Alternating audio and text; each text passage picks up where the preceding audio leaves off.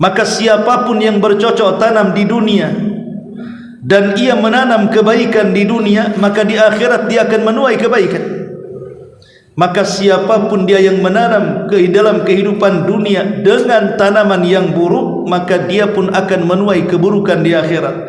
Itulah yang Allah katakan, وَمَنْ يَعْمَلْ مِثْقَالَ ذَرَّةٍ خَيْرًا يَرَهُ وَمَنْ يَعْمَلْ مِثْقَالَ ذَرَّةٍ شَرًّا يَرَهُ. Siapapun yang mengamalkan amalan kebaikan walaupun sebiji zarah sekalipun, maka dia akan menuainya di akhirat. Tapi siapapun yang menanam keburukan walaupun sebiji zarah, maka dia akan merasakan akibatnya di akhirat. Bahwa dunia adalah tempat berladang untuk akhirat. Dari sini kita tahu bahwa sekalipun dunia adalah kehidupan yang sangat pendek, tidak abadi dan tidak selama-lamanya, tetapi menentukan kehidupan setelah kematian kita. Dan di sini Allah ingatkan, jangan kalian kufur kepada Allah. Semua akan dihadapi setiap manusia, karena kematian bukan akhir dari sebuah perjalanan, tetapi perjalanan setelah kematian seulang-ulang ditentukan dengan perjalanan pendek di dunia. Kalau perjalanan pendek di dunia ini seperti yang dikatakan kepada Abdullah ibn Umar, Nabi SAW bersabda, "Ya ibna Umar, kun fid dunya ka'annaka gharib aw abiris sabil." Wahai Ibnu Umar, jadilah di dunia ini seperti orang asing atau seperti seorang musafir yang singgah sesaat kemudian pergi. Kalau yang sesaat ini betul-betul kita manfaatkan dengan baik, sehingga ketika Allah jemput kita dalam posisi husnul khatimah, maka sekalipun perjalanan yang melelahkan setelah kematian, maka melelahkannya akan menjadi sebuah kepuasan, karena dia akan dimasukkan ke dalam sorga yang kenikmatannya tidak pernah dilihat mata, didengar telinga, bahkan terlintas dalam pikiran manusia pun tidak, saking nikmatnya. Alhamdulillahilladzi hamdan katsiran tayyiban mubarakan fihi kama yuhibbu rabbuna wa yarda. Asyhadu an la ilaha illallah wahdahu rabbi la syarika lah, wa asyhadu anna Muhammadan abduhu wa rasuluhu alladzi la nabiyya ba'da, amma ba'du. Ma'asyiral muslimin wal muslimat rahimakumullah. Alhamdulillah, di malam hari ini kita bisa berkumpul kembali di Masjid Muhajirin. Salawat dan juga salam kita hadiahkan kepada Rasul kita, Nabi besar Muhammad sallallahu alaihi wa ala alihi wasallam. Malam ini kita akan melanjutkan kajian tafsir, masih membahas surah Al-Baqarah. Malam ini kita akan membahas tafsir surah Al-Baqarah ayat 28 dan 29. A'udzubillahi minasyaitonir rajim. Bismillahirrahmanirrahim. Kaifa takfuruna billahi wa kuntum amwatan fa ahyakum thumma yumitukum thumma yuhyikum thumma ilaihi turja'un. Huwa alladhi khalaqa lakum ma fil ardi jami'an thumma istawa ila as-sama'i fasawwahunna sab'a samawat wa huwa bikulli syai'in 'alim. Bagaimana kalian bisa kufur kepada Allah Subhanahu wa ta'ala padahal dahulu kalian tidak ada, kemudian Allah Subhanahu wa ta'ala menghidupkan kalian, kemudian Allah mematikan kalian, kemudian Allah menghidupkan kembali kalian, dan kepada Allah lah kalian dikembalikan. Dialah Allah yang telah menjadikan segala yang ada di bumi untuk kalian, dan Dia berkehendak menciptakan langit, lalu dijadikannya 7 lapisan langit, dan Dia maha mengetahui atas segala sesuatu. Ma'asyiral muslimin wal muslimat rahimakumullah.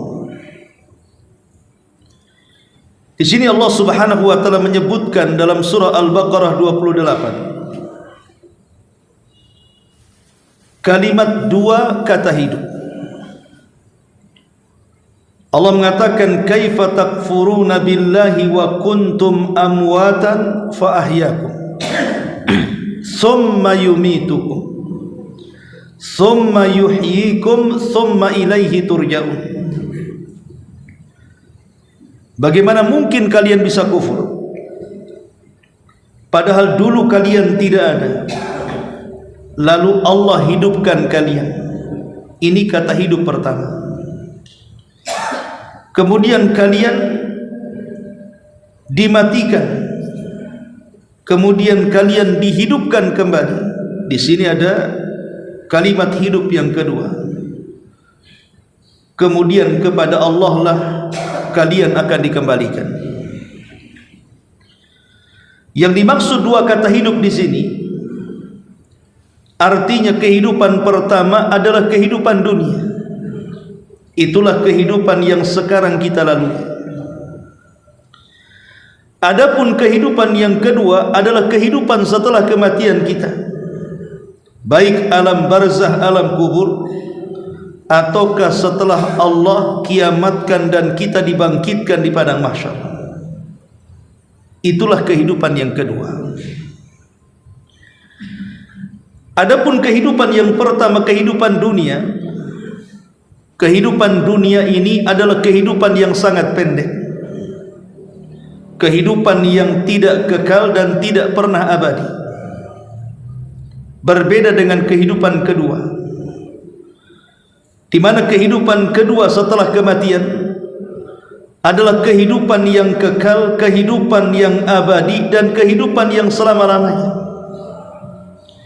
Disinilah terjadi perbedaan antara 2 kata hidup.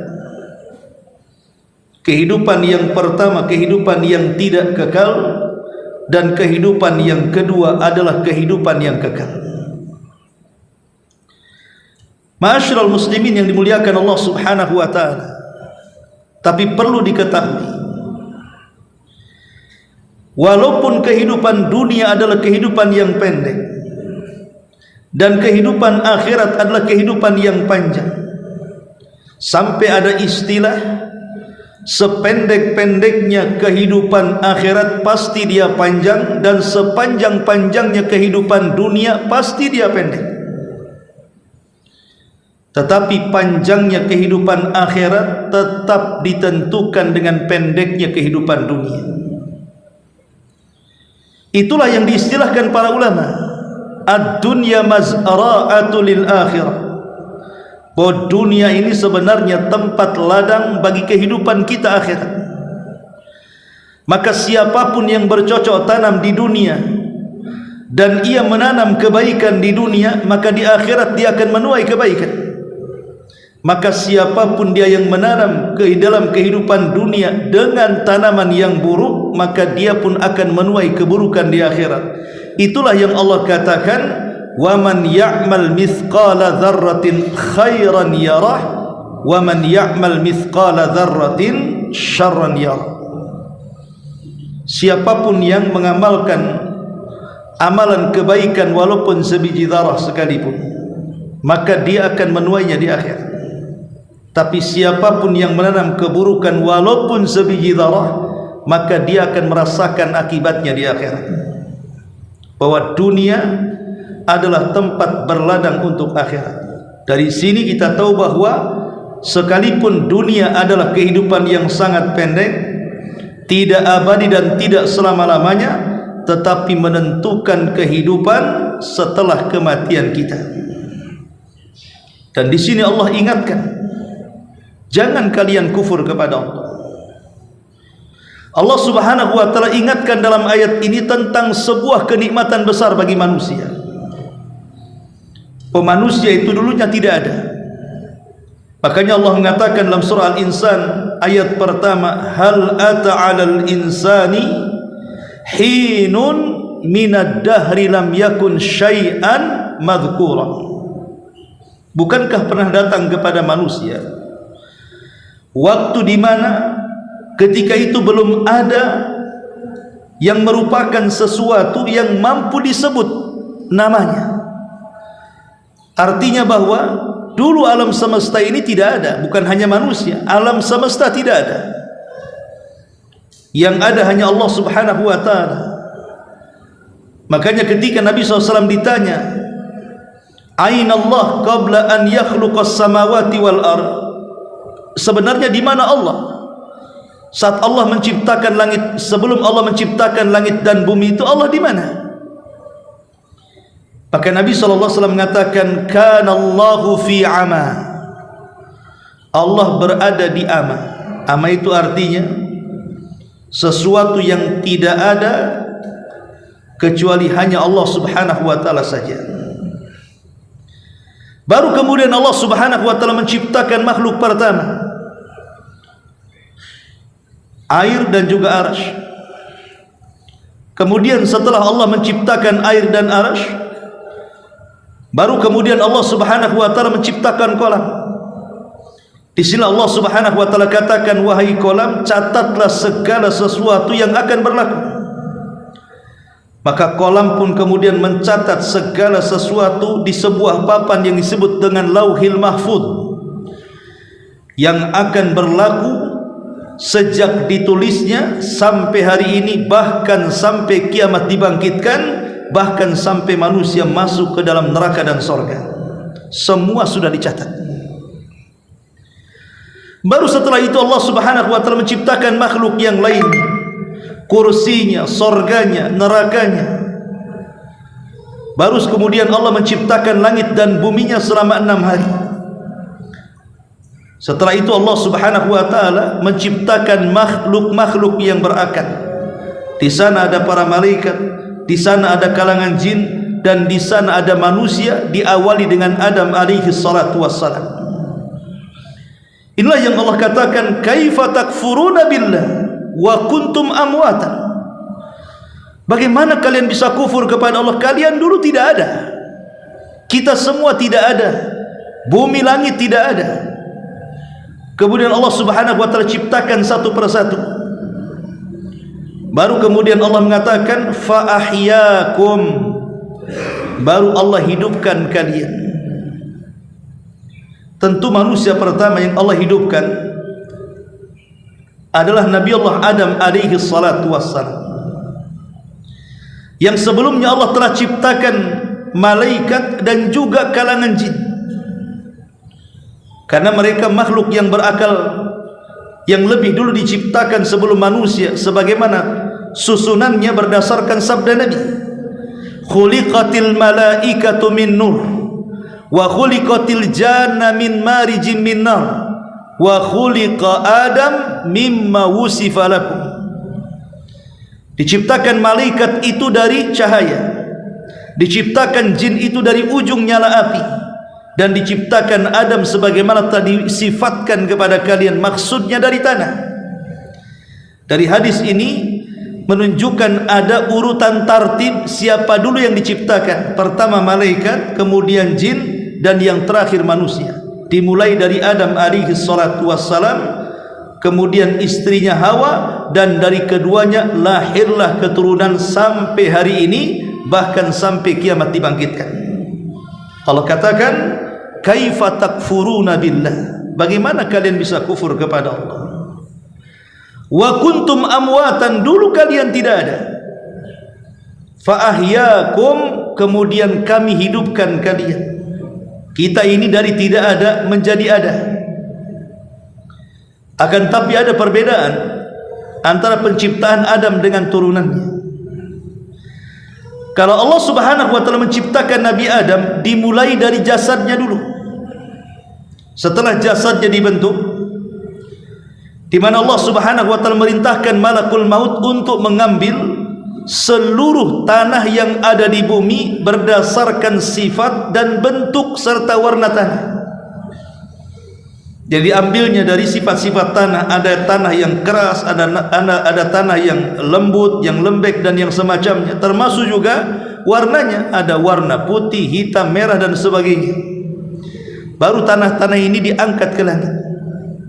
Kemudian Allah bentuk di sebuah tempat antara sorga dan Sidratil Muntaha. Disitulah Allah bentuk Nabiullah Adam alaihi salatu wassalam. Setelah Allah Subhanahu wa taala bentuk dengan sebaik-baik rupa, sampai Allah mengatakan laqad khalaqnal insana fi ahsani taqwim. Sungguh kami ciptakan manusia itu dalam bentuk yang terbaik. Manusia bentuknya jauh lebih baik dibandingkan bulan, dibandingkan matahari, dan dibandingkan makhluk-makhluk yang lainnya. Manusia itu sebaik-baik bentuk. Makanya dahulu di zaman Khalifah Ja'far al-Mansur, ada anak muda yang baru menikah. Karena saking cintanya dengan istrinya, dia duduk di padang pasir, kemudian memandang bulan purnama, kemudian melantunkan syair tanpa sadar. Tiba-tiba dia mengucapkan kalimat yang di luar kesadarannya dan mengatakan illam takun kal qamari fa anti taliq. Kalau wajahmu tidak seindah bulan purnama, maka jatuhlah talak kepadamu. Dia mengucapkan tanpa sadar, sebenarnya ingin memuji kecantikan istrinya, namanya baru menikah, masa mau talak? Cuman tidak sadar dia mengatakan illam takun kal qamari fa anti taliq. Kalau wajahmu tidak seperti bulan, jatuhlah talak kepadamu, katanya. Menyesal anak muda ini, kemudian lapor kepada sang khalifah Ja'far al-Mansur. Maka sang khalifah mengumpulkan semua ulama dari 4 madhab. Di sana ada ulama Syafi'i, Hambali, Maliki, Hanafi. Kemudian sang khalifah bertanya, bagaimana hukum ucapan anak muda yang tanpa sadar mengucapkan kalimat itu? Apakah jatuh talak atau tidak? Maka mayoritas madhab mengatakan jatuh talak. Madhab Syafi'i mengatakan jatuh talak, madhab Hanbali mengatakan jatuh talak, madhab Maliki mengatakan jatuh talak. Kenapa? Karena ucapan talak itu jangan lagi serius, main-mainnya saja jatuh. Kecuali anak muda dari mazhab Hanafi mengatakan bagiku itu belum jatuh talak, katanya. Sang khalifah mengatakan, bagaimana kau bisa memfatwakan seperti itu? Kemudian anak muda ini mengatakan, karena aku terbesit firman Allah Subhanahu wa taala, laqad khalaqnal insana fi ahsani taqwim. Sungguh kami ciptakan manusia itu sebaik-baik bentuk, dan manusia jauh lebih indah dibandingkan bulan. Berarti kata-kata anak muda itu tidak benar. Kalau dia mengatakan illam takun kal qamari fa anti taliq, kalau wajahmu tidak seindah bulan, kita katakan bulan tidak lebih indah dibandingkan manusia, berarti kata-katanya salah. Bagiku tidak jatuh talak, karena manusia jauh lebih indah dibandingkan bulan. Kata Khalifah Ja'far al-Mansur, sadaqta, engkau benar, aku setuju dengan pendapatmu. Dari sini kita tahu bahwa manusia ini seindah-indah bentuk, karena Allah sendiri yang membentuk masalahnya. Dan seluruh turunan Adam akan seperti Adam posturnya, tidak ada yang berbeda. Cuman bedanya makin kesini makin pendek saja. Dari 30 meter sekarang jadi tinggal 1 meter lebih saja kita ini. Tapi nanti pada hari kiamat, bagi orang-orang yang masuk kepada sorga, maka Allah akan kembalikan bentuknya seperti Adam 60 hasta atau 30 meter. Ma'asyiral muslimin yang dimuliakan Allah Azza wa Jalla. Jadi penciptaan Adam itu dibentuk dulu badannya, jasadnya. Setelah kemudian mengering 40 tahun sehingga menjadi tembikar, dan kalau seandainya dipukul keluar suara, karena setiap manusia punya rongga, barulah kemudian Allah ciptakan ruhnya, kemudian dimasukkan ke dalam jasadnya. Jadi Adam itu jasadnya dulu, baru ruhnya. Beda dengan kita manusia turunannya, ruhnya dulu diciptakan, baru jasadnya. Saat Adam alaihi salatu wasalam diturunkan dari sorga, kemudian diturunkan ke bumi, dipisahkan dengan Hawa. Ada yang mengatakan Adam diturunkan di Sri Lanka, dan Adam dan Hawa diturunkan di Jeddah, kemudian masing-masing mencari. Ketika ada cahaya yang memantul di sebuah tempat, di tempat yang disebut dengan Arafah, maka keduanya kemudian berinisiatif untuk mendekati cahaya itu. Berjumpalah Adam dan Hawa di Jabal Arafah. Maka tempat itu disebut Arafah. Kenapa disebut Arafah? Arafah itu artinya mengenal, karena Adam mengenal Hawa dan Hawa pun mengenal Adam alaihi salatu wassalam. Disitulah Allah subhanahu wa ta'ala mengajarkan Adam kalimat taubat. Rabbana zalamna anfusana wa illam taghfir lana wa tarhamna lanakunanna minal khasirin. Setelah Adam mengucapkan kalimat ini, fataba alaihi innahu huwat tawwabur rahim. Allah ampuni dosa-dosanya, karena Allah zat yang maha pengampun lagi maha penyayang. Lah saat Adam alaihi salatu wassalam sedang duduk, tiba-tiba Allah kemudian mengusap kedua pundak Adam, sebelah kanan dan kiri. Dari pundak sebelah kanan tiba-tiba keluar ruh, dan itu akan menjadi anak turunannya yang akan masuk ke dalam surga. Kemudian Allah usap sebelah bahu sebelah kiri, keluar ruh, dan ruh-ruh itulah yang kelak akan menjadi anak turunannya yang akan masuk ke dalam neraka. Kemudian ruh-ruh itu ditempatkan oleh Allah di sebuah alam yang disebut dengan alam ruh. Disitulah Allah datang kepada mereka, kepada kita-kita yang masih dalam bentuk ruh, dan Allah mengadakan perjanjian, mengikat perjanjian dengan kita dengan mengatakan alastu birabbikum qalu bala, bukankah saya Rabb kalian? Maka semua ruh mengatakan tentu engkau Rabb kami. Dari sini kita tahu bahwa ada ikatan di alam ruh antara kita dengan Allah subhanahu wa ta'ala. Allah titipkan sebuah fitrah yang disebut dengan tauhid ar-rububiyah. Baru setelah itu Allah ciptakan jasadnya satu persatu. Allah titipkan dari sperma seorang laki-laki, kemudian dimasukkan ke dalam rahim seorang wanita, kemudian jadilah segumpal sperma, kemudian dari segumpal sperma jadi segumpal darah, kemudian dari segumpal darah jadi segumpal daging. Kemudian setelah 3 bulan Allah utus malaikat ruh, malaikat yang memasukkan ruh untuk mengambil ruh di alam ruh, kemudian dimasukkan ruh itu kepada janin di usia 4 bulan.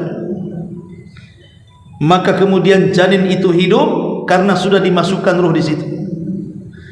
Disitulah malaikat ini diperintah Allah untuk mencatat takdirnya, bahagianya seberapa, celakanya seberapa, rizkinya seberapa, umurnya seberapa, apakah dia bahagia atau susah, semua dicatat. Ketika dia sudah 9 bulan, karena umumnya 9 bulan kecuali yang prematur, kecuali satu bayi yang lebih daripada 9 bulan 2 tahun. Siapa? Abu Hanifah. Abu Hanifah itu 2 tahun di kandungan ibunya, lahir sudah keluar giginya. Abu Hanifah. Tapi umumnya manusia dikandung 9 bulan kemudian terlahir. Dari sini Allah Rasul mengatakan kullu maulud yuladu alal fitrah, setiap bayi yang terlahir itu terlahir fitrah, artinya dibekali rububiyah, dibekali mengenal siapa Rabbnya, bahwa dia tidak terlahir begitu saja, bahwa alam semesta ini ada penciptanya, ada penguasanya, ada pengaturnya. Makanya kalaupun dia terlahir dari rahimnya orang kafir sekalipun, mereka ada fitrah, fitrah bahwa alam semesta tidak tercipta begitu saja, di sana ada pencipta. Makanya ketika orang-orang musyrik Arab diserukan oleh Allah subhanahu wa ta'ala tentang pertanyaan siapa yang menciptakan langit dan bumi, maka mereka akan mengatakan Allah, tapi tidak memasukkan mereka ke dalam Islam, karena mereka hanya dibekali dengan tauhid fitrah rububiyah saja, belum kepada tauhid yang disebut dengan uluhiyah, di mana hanya menyembah Allah subhanahu wa ta'ala dalam setiap peribadatan kita. Ma'asyiral muslimin yang dimuliakan Allah azza wa jalla, intinya bahwa Allah katakan kaifa takfuruna billahi wa kuntum amwatan fa ahyaakum. Kami berikan kehidupan kepada kalian, lahir ke dunia, maka kita akan menghabiskan waktu di dunia. Inilah kehidupan kita sekarang, kehidupan dunia. Kehidupan dunia adalah kehidupan yang serba ujian dari Allah Subhanahu wa taala. Jadi Nabi Adam alaihi salatu wassalam ketika diturunkan dari sorga yang penuh dengan segala nikmat yang luar biasa, diturunkan ke sebuah tempat yang penuh dengan kehinaan. Dunia ini adalah tempat yang hina karena banyak ujian dan cobaan. Makanya sering saya katakan ada 3 perkara yang tidak lepas orang selama hidup di dunia. Pertama, manusia tidak akan beristirahat, dia akan terus diuji oleh Allah Azza wa Jalla. Yang kedua, manusia tidak mungkin lepas dari ucapan manusia yang lainnya. Sekalipun dia bersembunyi di mana saja, pasti dia akan dibicarakan manusia. Dan yang ketiga, manusia pasti akan mengalami ajal dan kematiannya. Tidak ada manusia yang kekal abadi, pasti ada waktu kematiannya. Makanya Adam alaihi salatu wassalam kenapa diturunkan dari sorga ke bumi? Supaya dia mengalami kematian. Kalau dia tidak diturunkan dari sorga ke bumi, tetap di sorga, maka Adam tidak akan pernah mati di sorga. Padahal Adam manusia, sementara Allah mengatakan kullu nafsin dha'iqatul maut, setiap jiwa itu tersentuh dengan kematian. Makanya Adam dikeluarkan dari sorga supaya bisa mati. Dengan kematiannya, itulah Adam manusia. Kullu nafsin dha'iqatul maut, setiap jiwa manusia itu pasti disentuh dengan kematian. Lah dalam kehidupan dunia tidak mungkin terlepas dari 3 perkara tadi. Manusia tidak mungkin istirahat. Saya, Anda, siapapun jangan harap bisa beristirahat di dunia. Karena terkadang kalau Allah Subhanahu wa taala sudah menguji kita ini, terkadang ujian pertama belum selesai, datang ujian kedua. Ujian kedua belum kelar, datang ujian ketiga. Ujian ketiga belum rampung, datang ujian yang lainnya. Begitulah kehidupan dunia. Terkadang satu ujian bertumpuk-tumpuk. Kenapa Allah membuat ujian seperti ini? Karena bagaimanapun ujian yang Allah berikan itu tidak lain dan bukan supaya Allah melihat kejujuran dan kedustaan kita. Apakah kita jujur dengan keimanan kita, ataukah kita dusta dengan keimanan kita? Diberikan ujian oleh Allah Azza wa Jalla. Tapi ingat, Allah tidak pernah zalim. Maksudnya Allah tidak pernah zalim itu, setiap ujian yang Allah berikan kepada kita disesuaikan dengan kemampuan kita. Tidak ada manusia yang ketika diberikan ujian dia tidak sanggup memikulnya, pasti sanggup. Tapi masalahnya sebelum dihadapi, terkadang manusia sudah datang putus asanya. Sebenarnya kalau dihadapi ujian itu dia bisa lakukan, dia bisa selesaikan sebenarnya. Cuman karena putus asa yang kemudian datang dari waswas setan, akhirnya dia menganggap ujian terlalu berat, kemudian dia pun gagal di perjalanan. Padahal Allah mengatakan la yukallifullahu nafsan illa wus'aha. Allah tidak mungkin membebani setiap manusia itu kecuali dengan sesuatu yang mampu dia usahakan. Allah tidak mungkin zalim. Tapi yang jelas bahwa dunia adalah tempat kita diuji. Kita tidak akan pernah istirahat. Entah diuji kesehatan kita, entah diuji keluarga kita, entah diuji ekonomi kita, entah diuji pergaulan kita, dan begitu seterusnya. Kita tidak mungkin lepas dari ujian. Kemudian yang kedua, manusia tidak mungkin lepas dari ucapan manusia yang lain.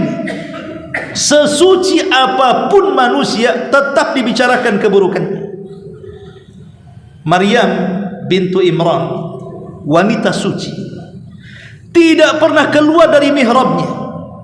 Kerjanya hanya ruku sujud, begitulah sepanjang hidupnya, sejak bayi sampai dia akil balik, sampai dia dewasa, tidak pernah maksiat sama sekali.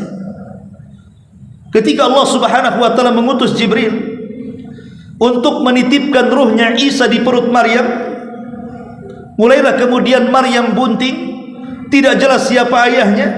Dibicarakan orang-orang Yahudi bahwa Maryam seorang wanita pezina dan anaknya Isa adalah anak zina. Kalau sekelas Maryam yang suci saja tidak lepas daripada ujian ucapan jelek manusia, Macam mana pula wanita di luar daripada Maryam? Bahkan Nabi SAW, manusia terbaik di alam semesta, manusia terbaik di kolong langit, manusia terbaik di atas bumi, tidak lepas daripada ejekan manusia. Dikatainya dia seorang gila, tukang sihir, tukang tenun, pemecah belah, macam-macam. Kalau sekelas Nabi saja tidak lepas daripada ujian ucapan buruk manusia, apalagi kita. Manusia tidak lepas, sehebat apapun, sesuci apapun, seahli ibadah apapun, manusia pasti dibicarakan manusia lain. Karena kita hidup di masyarakat serba salah. Umpamanya kita menghindari ucapan buruk kepada manusia, kita bergaul dengan sembarang orang supaya manusia tidak menjelek-jelekan kita. Siapa bilang? Bisa saja orang mengatakan, datang kita, datang orang kepo katanya. Apain orang ini? Si datang aja kemari. Ada orang yang menguring diri, kalau begitu saya tidak mau bergaul supaya tidak dibicarakan manusia. Akhirnya tidak pernah keluar dari rumahnya. Tetangga pun nyeletuk, jangan-jangan lagi ngerakit bom dia. Dan begitu seterusnya.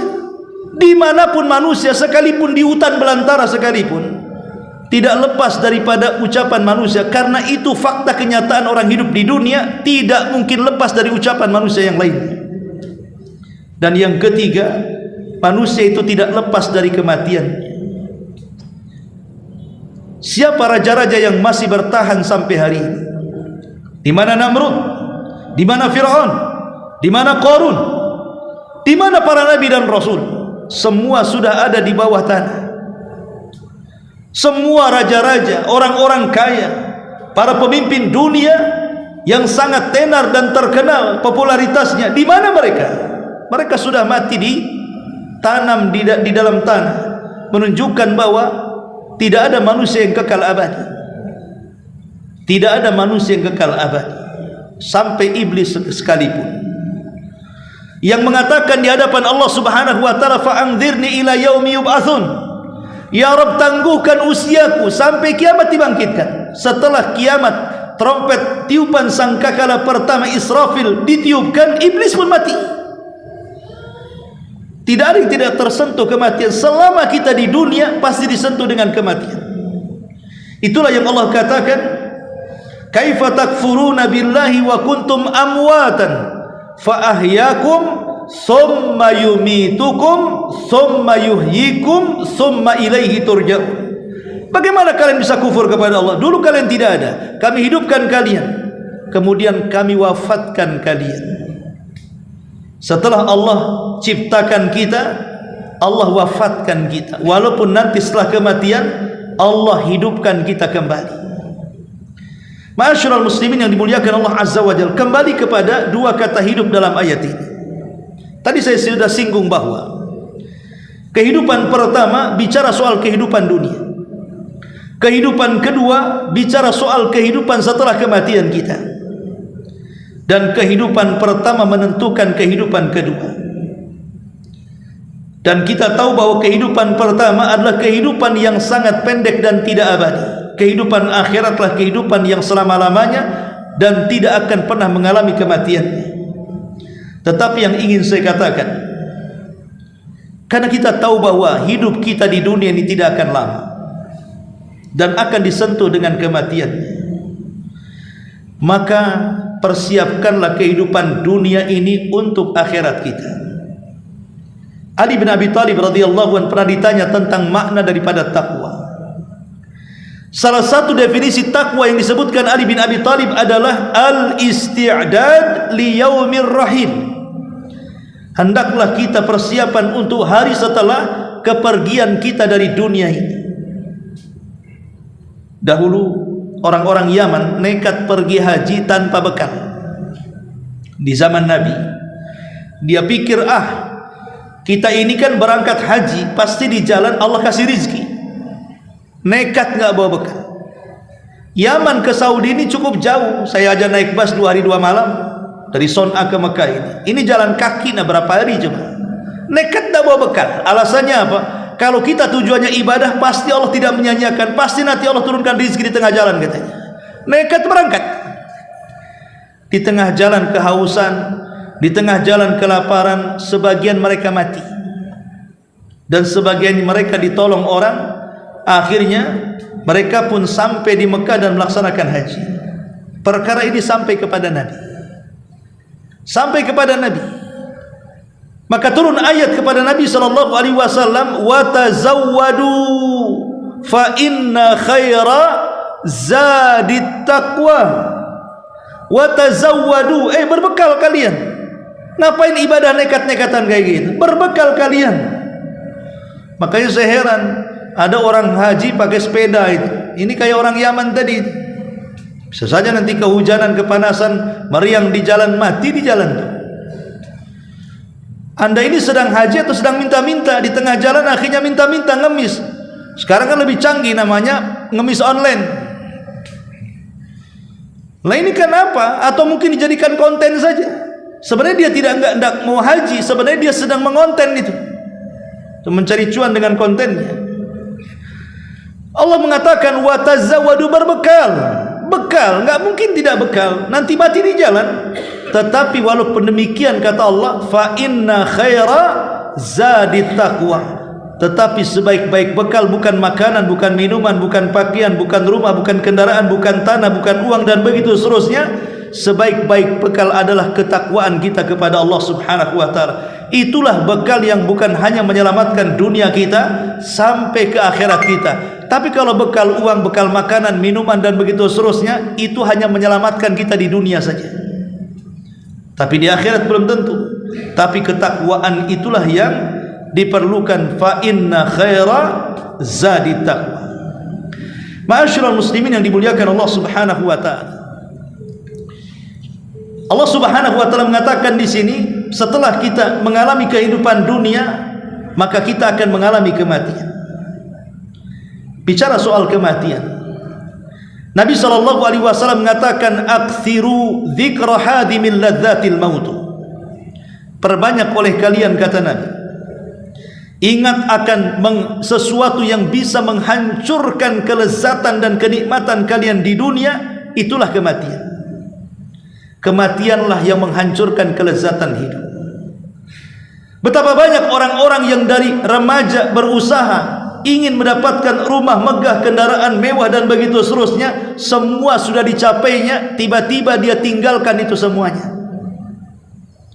Lalu apa gunanya mengumpulkan dunia kalau ujung-ujungnya dia meninggalkan dunia? Atau sebaliknya, dia sudah kumpulkan dunia, sudah mewah, sudah megah, tiba-tiba kemudian datang tsunami, datang gempa, habislah dunia.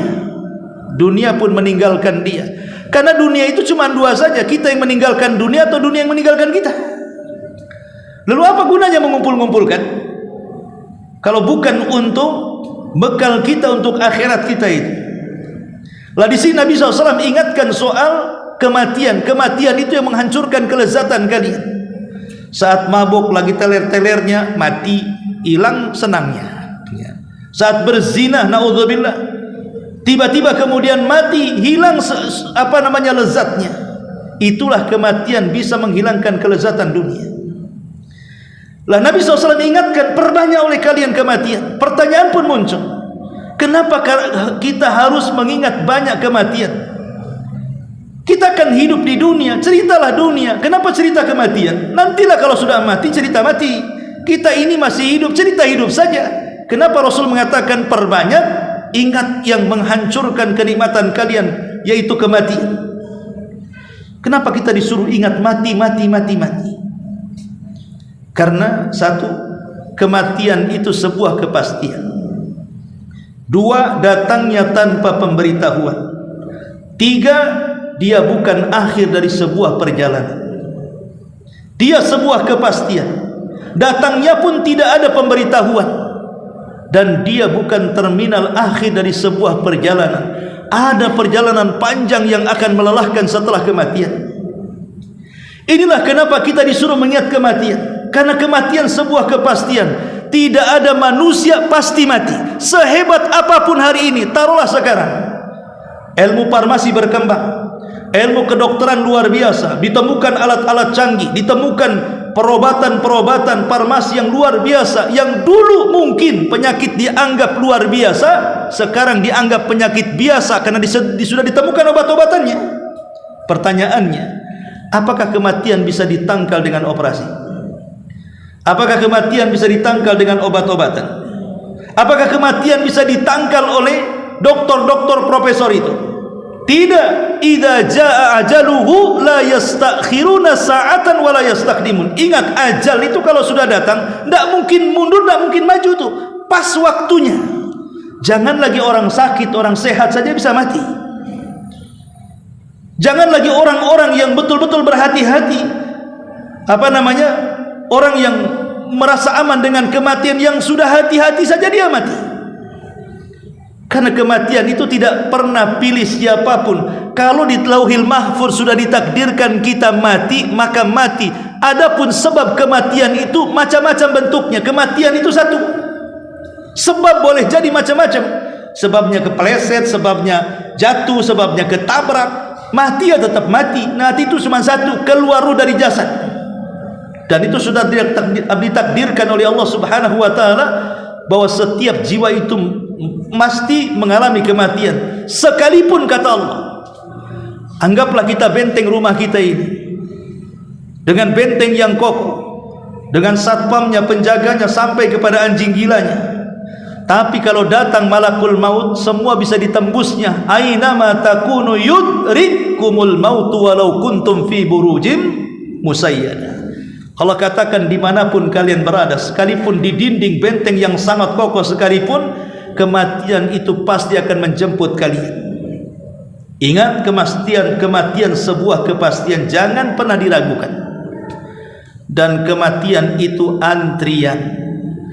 Kemarin si fulan, kemarinnya lagi si fulan, jangan-jangan malam ini pula kita. Kita tidak tahu.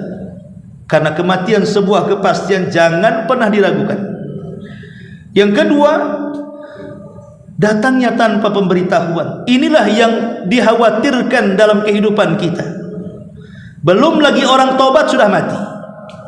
Belum lagi orang bisa sholat sudah mati. Belum lagi hartanya disedekahkan sudah mati. Belum lagi dia bisa haji dan umrah sudah mati. Ya, karena kematian itu datangnya tanpa pemberitahuan. Coba lihat orang-orang yang mati kena tsunami itu, apakah mereka tahu besok akan mati? Lihat orang-orang yang mati kena gempa itu, apakah mereka sudah memprediksi dia akan mati? Tidak ada yang tahu. Semua manusia mengira dia hidup selamanya. Rupanya besok tinggal jasadnya saja. Tidak ada yang diberitahu kematian kecuali para nabi. Ya, kalau para nabi betul. Seperti Nabi SAW datangi malaikat Jibril dan juga malakul maut. Kemudian malakul maut membuat pilihan kepada Rasul. Apakah kamu mau hidup di dunia dan diberikan kenikmatan yang luar biasa, ataukah engkau akan berjumpa dengan saudara-saudaramu fi rafiqil a'la? Rasul ketika mendengar dua pilihan itu, dia hanya menunjukkan telunjuknya ke langit dan mengatakan ila rafiqil a'la, ila rafiqil a'la. Seolah-olah Rasul mengatakan, aku sudah tidak ingin hidup di dunia. Aku ingin kembali ke teman-temanku di rafiqil a'la, di sorga yang paling tinggi sana. Iya, Nabi memang diberitahu dan diberikan pilihan. Tapi selain para Nabi, tidak ada yang diberikan pilihan. Dan tidak ada yang diberitahu kematiannya. Inilah yang kemudian dikhawatirkan kita ini mati mendadak. Dan tidak sempat bertobat, tidak sempat beribadah. Akhirnya kemudian menjadi penyesalan. Setelah kematian kita pun mengatakan, laula akhartani ila ajalin qarib fa asaddaqa wa akum minas salin. Ya Rabb, kalau engkau hidupkan kembali sesaat saja di dunia, ku sedekahkan semua hartaku dan aku akan bergabung dengan orang-orang saleh. Mungkin? Tidak mungkin, percuma ucapan. Itu hanya diucapkan orang yang sudah mati saja. Ma'asyiral muslimin yang dimuliakan Allah Azza wa Jalla, dan terpenting bahwa kematian bukan akhir sebuah perjalanan. Di sini Allah mengatakan fa ahyakum summa yumitukum summa yuhyikum. Kemudian kalian akan dihidupkan kembali setelah kematiannya. Kenapa? Karena kematian bukan akhir dari sebuah perjalanan. Ada perjalanan yang panjang. Di alam barzah, di sana ada fitnah kubur, azab kubur, ada nikmat kubur. Kemudian setelah kita dibangkitkan pada hari kiamat, macam-macam di situ peristiwa. Ada syafaat, ada hisab, ada mizan, ada catatan yang diterbangkan sampai melalui titian, sampai kontoro, sampai surga dan neraka. Semua akan dihadapi setiap manusia, karena kematian bukan akhir dari sebuah perjalanan, tetapi perjalanan setelah kematian seulang-ulang ditentukan dengan perjalanan pendek di dunia. Kalau perjalanan pendek di dunia ini seperti yang dikatakan kepada Abdullah ibn Umar, Nabi SAW bersabda, "Ya ibna Umar, kun fid dunya ka'annaka gharib aw abiris sabil." Wahai Ibnu Umar, jadilah di dunia ini seperti orang asing atau seperti seorang musafir yang singgah sesaat kemudian pergi. Kalau yang sesaat ini betul-betul kita manfaatkan dengan baik, sehingga ketika Allah jemput kita dalam posisi husnul khatimah, maka sekalipun perjalanan yang melelahkan setelah kematian, maka melelahkannya akan menjadi sebuah kepuasan, karena dia akan dimasukkan ke dalam sorga yang kenikmatannya tidak pernah dilihat mata, didengar telinga, bahkan terlintas dalam pikiran manusia pun tidak, saking nikmatnya. Tapi kalau yang sebentar ini kita gunakan untuk maksiat sehingga kita mati sul khatimah, maka perjalanan yang melelahkan itu memang sungguh melelahkan, karena akhir perjalanannya pasti akan diadab dan dimasukkan ke neraka Allah Azza wa Jalla. Inilah Allah katakan, "Tsumma ilaikum turja'un." Kemudian kepada Allah lah kalian akan dikembalikan. Wallahu a'lam. Ini diantara keterangan ayat singkat dari surah Al-Baqarah 29. Subhanallah bihamdika, asyhadu an la ilaha illa anta, astaghfiruka wa atubu ilaik. Allahu ta'ala alam. Assalamualaikum warahmatullahi wabarakatuh.